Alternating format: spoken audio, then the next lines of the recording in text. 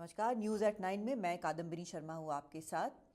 अयोध्या में नाबालिग लड़की के साथ गैंगरेप की घटना के बाद योगी सरकार की कार्रवाई जारी है। आज सपा नेता और आरोपी मोईद अहमद की बेकरी को बुलडोजर से ढहा दिया गया। साथ ही उसकी दूसरी प्रॉपर्टी पर भी बुलडोजर चलेगा। वहां पर एक बैंक चल रहा है, इसलिए आज वहां कार्रवाई नहीं हो सकी।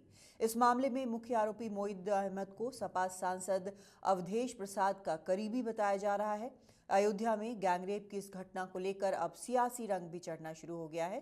बीजेपी ने सपा पर धर्म के आधार पर आरोपी को बचाने का आरोप लगाया है।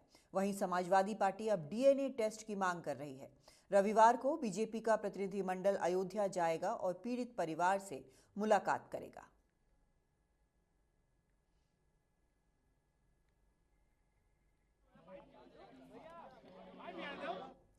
और अखिलेश यादव ने इस पर एक्स पर एक पोस्ट डाला है। पोस्ट डालकर उन्होंने कहा है कि इस पूरे मामले में डीएनए टेस्ट होना चाहिए। उन्होंने ये लिखा है कि कुकृत्य के मामले में जिन पर भी आरोप लगा है उनका डीएनए टेस्ट कराकर इंसाफ का रास्ता निकाला जाए, न कि सिर्फ आरोप लगाकर सियासत की जाए।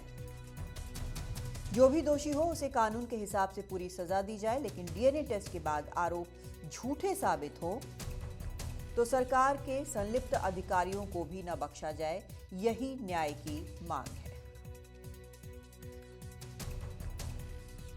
और केशव प्रसाद मौर्य ने भी ट्वीट किया है। उन्होंने लिखा है, बलात्कारियों को बचाना समाजवादी पार्टी की जन्मजात फितरत है। अगर बलात्कारी मुसलमान हो तब पूरा का पूरा सैफई परिवार उसे बचाने के लिए खूंटा गाड़ देता है। सपा होगी सफा।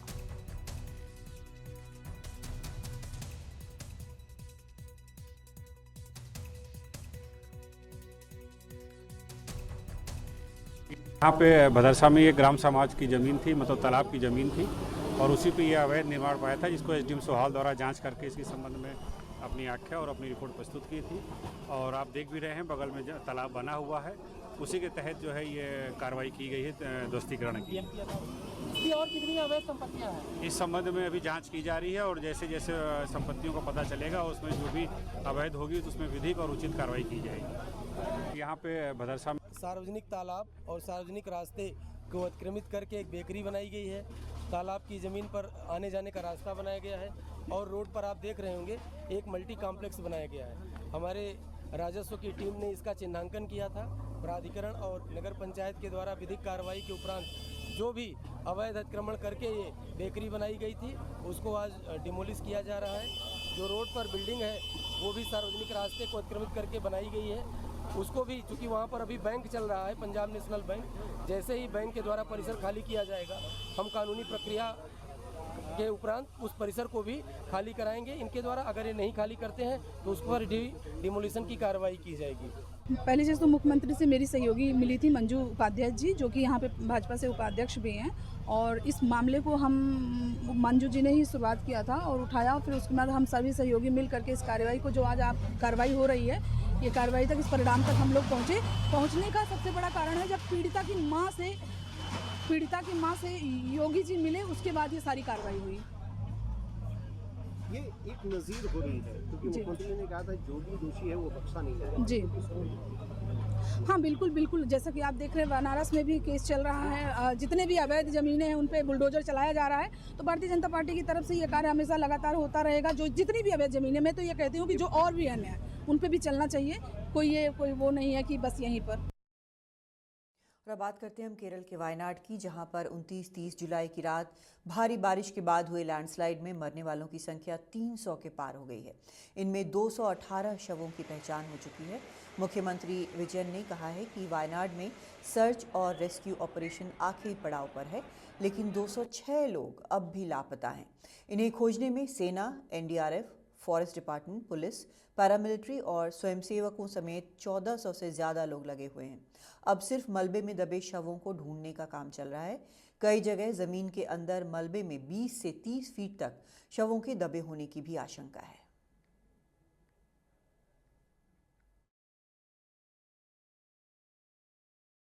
हम 3 किलोमीटर की दूरी में है चूरलमला से। चूरलमला वही जगह है जहाँ पे वो ब्रिज कोलैप्स हुई थी लैंडस्लाइड की वजह से। और अभी हम एक एनिमल रेस्क्यू शेल्टर में हैं, क्योंकि हम लोग हमेशा ह्यूमन लाइव्स और ह्यूमन लॉस के बारे में बात की है, लेकिन जब जानवरों की ख्याल आती है तो किस तरह की रेस्क्यू ऑपरेशन होती है, हमारे साथ ये बताते हुए मौजूद हैं मिल्क फेडरेशन के एक प्रेसिडेंट जिनका नाम है राजीवन। जी आप बताइए कि किस तरह का आप रेस्क्यू ऑपरेशन कर रहे हैं यहाँ पे, എത്ര കഷ്ടമുണ്ട് ആനിമൽ അങ്ങേന്ത് കൂട്ടിൻ്റെ വരത്തക്ക്? ഈ പശുക്കളൊക്കെ നമ്മൾ അവിടെ നിന്ന് കൊണ്ടുവരുന്നതിന് വേണ്ടി വളരെയധികം കഷ്ടപ്പെട്ടിട്ടാണ് വന്നത്. നല്ല ചെളിയും അതേപോലെ തന്നെ കുറേ മരങ്ങളതൊക്കെ ഈ ഉരുൾപൊട്ടി വന്ന് അവിടെ നിന്ന് വീണ് കിടക്കുന്നുണ്ട്. അതിൻ്റെ ഉള്ളിൽ നിന്ന് വളരെ കഷ്ടതയോടെയാണ് നമ്മളിവിടെ എത്തിച്ചിട്ടുള്ളത്. അന്നത്തെ ദിവസം നല്ല മഴ കൂടുതലായിട്ടുണ്ടായിരുന്നു, അതിശക്തമായ മഴയായിരുന്നു. അന്ന് രാവിലെ തുടങ്ങിയിട്ട് അന്ന് രാത്രി 3 മണി വരെ അതിശക്തമായ മഴ പെയ്തിട്ടുണ്ട്. അന്ന് ചൂരൽമല ഈ ഉരുൾപൊട്ടി വന്ന സ്ഥലത്ത് മഴ പെയ്തത് 409 ഡിഗ്രിയോളം മഴ നിൽക്കാതെ പെയ്തിട്ടുണ്ട്. അതുകൊണ്ടാണ് ഈ ഉരുൾപൊട്ട് സംഭവം തന്നെ ഉണ്ടായത്. അത് കുറേയേറെ നാശനഷ്ടങ്ങൾ വിധിച്ചു പോയതാണ്. 2 ഗ്രാമങ്ങൾ തന്നെ ഇല്ലാതായിട്ടുണ്ട്. അവിടെയുള്ള ജനങ്ങൾക്ക് അവിടെ ഇനി പോയി പുനർവസിക്കുന്നതിന് വേണ്ടിയുള്ള ഒരു സംവിധാനങ്ങൾ ഇനി അവിടെ നടത്താനില്ലാത്ത ഒരു രീതിയിലാണ് ഉരുൾപൊട്ടി പ്രകൃതിക്ഷോഭം പോലെ നമ്മളെ ആ 2 ഗ്രാമത്തെ മുഴുവൻ ഇല്ലാതാക്കി പോയിട്ടുണ്ട്. इतने गांव वहाँ पे बारिश, हैवी बारिश की वजह से वहाँ पे इनंडेट हो चुकी थी, और जिसकी वजह से इतने सारे जानवर का भी बहुत खतरा हुआ था वहाँ पे, क्योंकि पानी इतने डेप्थ तक बढ़ गई थी, और जिसकी वजह से उनकी देखभाल करने के लिए ये लोग आए थे। क्या आप बता सकते हैं कि इसकी सुरक्षा के लिए क्या क्या व्यवस्था यहाँ पे हो रही है? இங்கே உள்ள ஃபெசிலிட்டிஸ் என்ன மாதிரி ஃபெசிலிட்டிஸ் கொடுக்குறீங்க நீங்கள்? இங்கெல்லாம் ஃபெசிலிட்டின்னு சொன்னால், இதுங்களை இப்போ நாங்கள் இருக்கிறது வேறு கேம்பில் இருக்கோம். இது காலையில் அங்கேருந்து வந்துட்டு இதுங்களுக்கு தேவையானதெல்லாம் செஞ்சுட்டு சாயந்தரம் அங்கிட்டு திரும்பி போவோம். இங்கே இருக்கிறத மட்டும்தான் இப்போ இதுங்க மேய்ஞ்சி தின்னுக்கிட்டு இருக்கு. ஆனால் இன்றைக்கி டிபார்ட்மெண்ட்லேருந்து இதுங்களுக்கு தேவையான தீனி, அப்புறம் புல்லு இதெல்லாம் கொண்டு வந்து கொடுத்துருக்காங்க. அப்புறம் இருந்த மாதிரி மாடுங்க இப்போ இல்லை. ஏன்னா இப்போது ஃபஸ்ட்டுலாம் நல்லா இருந்துச்சு, இப்போ தீனி கம்மியாக இருக்குது. इनका कहना ये है कि जिस तरह इनकी देखभाल घर पे होती है, यहाँ पे ऐसा नहीं होती है। फिर भी गवर्नमेंट की तरफ से यहाँ पे इन लोगों की खाना पीना और मेडिकल व्यवस्था का भी जारी की गई है, जिसकी वजह से ये लोग जो है यहीं पे कैंप करते हुए जानवरों का देखभाल करते हैं। अब देखना पड़ेगा कि और कितना जानवर है वहाँ पे फंसे हुए हैं, क्योंकि रेस्क्यू ऑपरेशन अभी भी जारी है उस जगह में। कैमरा पर्सन गोविंद के साथ प्रतिभा रामन, वायनाड से एनडीटीवी इंडिया के लिए। और अब खबर दिल्ली से। दिल्ली के आशा किरण शेल्टर होम में 14 लोगों की हुई मौत के बाद अब व्यवस्था दुरुस्त करने की कवायद शुरू हुई है। कई मरीजों को इलाज के लिए अंबेडकर अस्पताल ले जाया गया, तो कई का रूटीन चेकअप किया गया। इस बीच दिल्ली सरकार ने पूरे मामले में लापरवाही के लिए उपराज्यपाल और अधिकारियों को जिम्मेदार बताया है।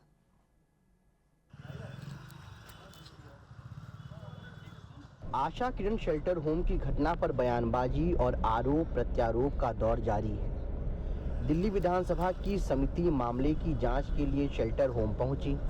विधायकों को पहले प्रवेश करने की अनुमति नहीं दी गई। इसके बाद समिति के सदस्य धरने पर बैठ गए। बाद में जांच के बाद विधायक कुलदीप कुमार ने कहा कि अंदर बहुत सारी लापरवाही मिली है। ऐसे अफसरों को यहाँ का इंचार्ज हेड बनाया गया जो अफसर 2016 में एसडीएम रहते हुए सीबीआई ने इनको पकड़ लिया था, 5 साल सस्पेंड रहे। उसके बाद कौन सी खूबी उनके अंदर ऐसी थी जो एलजी सामने लाके उनको पोस्ट कर दिया। यहाँ पर ऐसे भ्रष्ट अफसरों को एलजी सामने यहाँ पर पोस्ट किया है, जिनकी वजह से आज ये मौतें हो रही हैं, और ऐसे अधिकारियों पर अभी तक कोई कार्रवाई एलजी साहब के द्वारा नहीं की गई। वहीं दिल्ली सरकार के मंत्री सौरभ भारद्वाज ने भी माना कि आशा किरण में लोगों को खाना और पानी तक सही से नहीं मिल पा रहा था। आज 2 दिन हो गए इस खबर को चलते हुए, और खबर क्या चल रही है सरकारी तौर पे तो अभी तक हमें बताया नहीं गया। आप ही लोगों के टीवी और अखबारों के माध्यम से पता चला है कि वहाँ पे लोगों को जो वहाँ पे जो रह रहे थे लोग, उनको खाना नहीं दिया जा रहा था, वो मेल न्यूट्रिशन थे। पानी के लिए साफ हो सके वहाँ आरओ नहीं लगाया गया था। वो बीमार पड़ रहे थे तो उनका इलाज नहीं कराया जा रहा था। उनको सहूलियतें नहीं दी जा रही थी। पूरे मामले में दिल्ली सरकार और उपराज्यपाल द्वारा बनाई गई जांच कमेटी की रिपोर्ट अब तक सामने नहीं आई है। पोस्टमार्टम रिपोर्ट को भी अब तक सार्वजनिक नहीं किया गया है। इस बीच पूरे दिन एम्बुलेंस का siren Asha Kiran shelter home में बजता रहा। सवाल पूछने पर बताया गया कि यह रूटीन चेकअप के तहत मरीजों को अंबेडकर अस्पताल ले जाया गया था। ऐसे में सवाल उठता है कि जब रूटीन चेकअप के लिए अस्पताल ले जाया जाता है तो फिर 14 लोगों की मौत कैसे हुई? दिल्ली के आशा किरण शेल्टर होम में 14 लोगों की हुई मौत कई अहम और बड़े सवाल खड़े करती है। इन मौतों की वजह मूलभूत सुविधाओं का अभाव है या फिर सरकारी लापरवाही। वजह जो भी हो, ये जांच का विषय है, लेकिन इस घटना ने एक बार फिर सिस्टम की पोल खोलकर रख दी है। नई दिल्ली से कैमरामैन पवन कुमार तिवारी के साथ पल्लव मिश्रा, NDTV इंडिया। राष्ट्रपति भवन राष्ट्रपति द्रौपदी मुर्मू और पिछले 4 राष्ट्रपतियों को मिले 250 तोहफों का ऑक्शन करेगा। इसमें सबसे महंगा गिफ्ट राष्ट्रपति द्रौपदी मुर्मू को मिली सुभाष चंद्र बोस की एक तस्वीर है जो समुद्री शंख से बनाई गई है। इसकी बेस प्राइस करीब 4 लाख रुपए रखा गया है। सारे गिफ्ट महंगे नहीं हैं। कई की बेस प्राइस 2500 से 3000 के बीच रखी गई है। ऑक्शन के जरिए जो पैसा इकट्ठा होगा उसे जरूरतमंद बच्चों के कल्याण के लिए खर्च किया जाएगा।